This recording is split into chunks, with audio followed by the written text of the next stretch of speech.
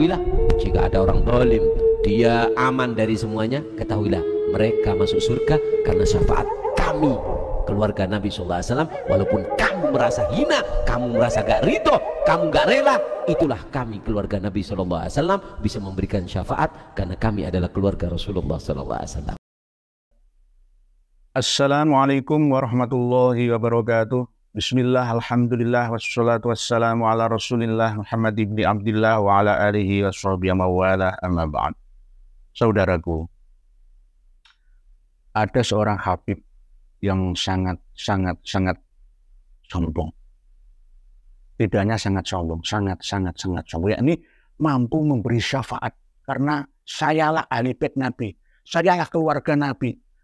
Inilah pangkal utama dari sebuah kesombongan yang selama ini terbukti bahwa mereka itu benar-benar salah jalan. Sampai-sampai mampu memberi syafaat seperti Rasulullah. Dajjal itu pertama ngaku wong soleh. Kedua, mengaku jadi wali. Ketiga, mulai mengaku jadi nabi. Lama-lama mengaku jadi Tuhan. Aku gustimu, ana rabbukumul a'la, sama seperti itu nantinya. Bisa membuat dan memutuskan orang bisa masuk neraka atau masuk surga. Sama seperti Tuhan. Nah inilah yang wajib ya, kiai ulama itu wajib mengingatkan mereka kaum Ba'alawi itu supaya tidak salah jalan. Semakin tersesat dari jalan yang lurus. Buktinya mana? Kok masih tanya bukti hari ini? Itu bagaimana? Ketinggalan kereta. Kok masih menghujat kami, menyalahkan kami, menfitnah kami, benci ahli bait Nabi, bagaimana? Coba diwolak-walik, ya. Dipikir-pikir, dibolak-balik coba. Mereka itu benar-benar sudah adegan, adekuno. Nanti dikira ini saya sampai otot kawat balung besi mengatakan seperti ini, katanya sampai ulat leher saya pecah. Oh, jangan begitu kawan, tidak boleh begitu. Ini berada di tanah air kita sendiri. Kita ditindas mereka, lalu kita menyerah kepada mereka. Atas dasar apa? Coba, atas dasar apa? Alhamdulillah, masih ada iktikat baik untuk menyadarkan mereka. Mereka itu kaum pembual yang terorganisasi dengan baik. Mempropagandakan sebuah kebatilan agar dianggap sebagai sebuah kebenaran. Ya contohnya ini kecil, ini contoh kecil, belum yang lainnya. Ada ribuan, tidak puluhan, tidak ratusan, ribuan. Dan berjalan selama ratusan tahun, tidak hanya tahun, setahun, 2 tahun, 3 tahun, enggak, ratusan tahun. Berapa banyak orang yang sudah tersesatkan dengan dakwah informasi mereka yang telah mereka sampaikan kepada umat dan masyarakat di mana-mana. Saya wajib mengkanter, wajib melawan, menjelaskan perkataan dari seorang Habib ini. Saya kenal beliau, tapi saya tidak menyebutkan nama beliau, tapi jenengan lebih kenal, jenengan telusuri melalui mesin pencarian canggih. Pasti ketemu namanya. Bukan fitnah, ini nyata. Jadi seakan saya yang memberi syafaat kalian. Walaupun ada dawuh yang termaktub dalam kitab tasawuf bahwa ulama ia itu bisa memberi syafaat kepada santri, umatnya, pengikut jamaahnya, tapi itu bukan qaulun Nabi. Itu hanya pendapat internal mereka sendiri. Itu pun tidak bisa dijamin kebenarannya, kecuali atas izin Allah, ya. Illa biidznihi. Nah, masalah syafaat itu bagaimana? Kita kadang memahami syafaat itu dengan pemahaman klasik. Dan bahkan klinik, seakan-akan syafaat itu ketika kita nanti dibakar di api neraka sampai gosong habis, lalu diambil oleh Rasulullah sendiri dari neraka, langsung dicelupkan ke telaga Kausar, langsung kembali lagi menjadi manusia utuh kembali. Itu pemahaman kita. Padahal tidak, syafaat itu artinya adalah pertolongan. Seluruh ajaran Rasulullah SAW itu mengandung nilai syafaat. Ada ajaran dilarang mencuri, ya, itu kan syafaat. Bagaimana seandainya Rasulullah mencurilah, perintah seperti itu, Allah menyuruh kita untuk mencuri, hancur kan bumi ini. Lalu Allah melalui Rasulullah dilarang mencuri, ya kan? Oh, berarti ini syafaat, berarti aman, kita tertolong gitu loh. Kita amalkan ajaran haramnya mencuri itu, maka kehidupan manusia ini akan dinamis, aman, tentram, damai. Dilarang membunuh, dilarang berzina, dilarang menipu, ya, dilarang berdusta, ya, dilarang takabur, ya, dilarang zalim, mendalimi makhluk lain, manusia lain. Nah, ini bagian daripada syafaat-syafaat itu. Jika hidupmu kepengen tentram, maka sholatlah, berzikirlah. Ala bizikrillah tatma'innul qulub. Fadhkuruni adzkurkum washkuruni wala takfurun, misalkan. Perintah-perintah seperti itu mengandung nilai syafaat. Jangan kita tidak mau beribadah, melakukan ajaran Rasulullah, terus mengharapkan syafaat Rasulullah dengan cara hanya membaca sholawat saja. Ini pemahaman yang klasik, kawanku. Pemahaman yang perlu direvisi, ya. Kalau surat itu adendum, ya, digaris bawahi, dikasih catatan kaki. Dulu begitu pemahamannya. Sekarang lebih luas lagi, bahwa syafaat itu ada syafaat uzma, ada syafaat sughra. Nah, secara umum syafaat-syafaat itu adalah masuk ke dalam segenap ajaran Rasulullah SAW. Gitu loh. Jika kita kepingin hidup di dunia bahagia, setelah meninggal dunia di alam baka bahagia, maka jalanilah ajaran-ajaran ini. Rasulullah memberikan tuntunan, aturan, tatanan, ya, yang berasal dari Allah, ya. Wa ma yantiqu 'anil hawa in huwa illa wahyu yuha, itu lalu diajarkan kepada umatnya, termasuk kita sekalian ini. Kalau kita menjalankan dengan baik, insya Allah pasti dijamin mendapatkan syafaat dari Allah, syafaat dari Rasulullah melalui ulama warasatul anbiya, ya, kiai-kiai kita yang menyampaikan kebenaran-kebenaran. Ini maksudnya seperti itu. Jadi bagi yang masih fanatik dengan sholawat, ya nggak apa-apa, monggo, nggak apa-apa. Itu udah bagian daripada ajaran tasawuf. Sufi kan begitu, memang ya sholawat, memang ada banyak kegiatan jamiah di kampung-kampung, di desa-desa itu ada jamuro, jamaah muji Rasul, tapi ya jangan berlebihan. Itu jangan berlebihan. Sampai sholawat joget-joget, menghidupkan LED lampu HP kita, sampai joget-joget. Bukan itu maksudnya. Bukan itu maksudnya.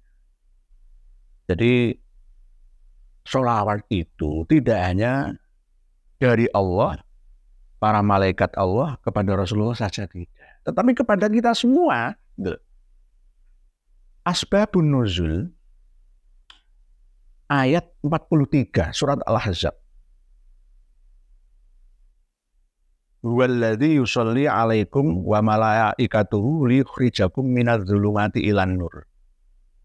Ya. Ini karena turunnya ayat 56 surat Al-Ahzab. Jadi urutan dari surat Al-Ahzab itu dulunya tidak tersusun seperti sekarang. Lebih dulu ayat 56 surat Al-Ahzab, baru ayat 43. Innallaha wa malaikatahu yusholluna 'alan nabi ya ayyuhalladzina amanu shollu 'alaihi wa sallimu taslima.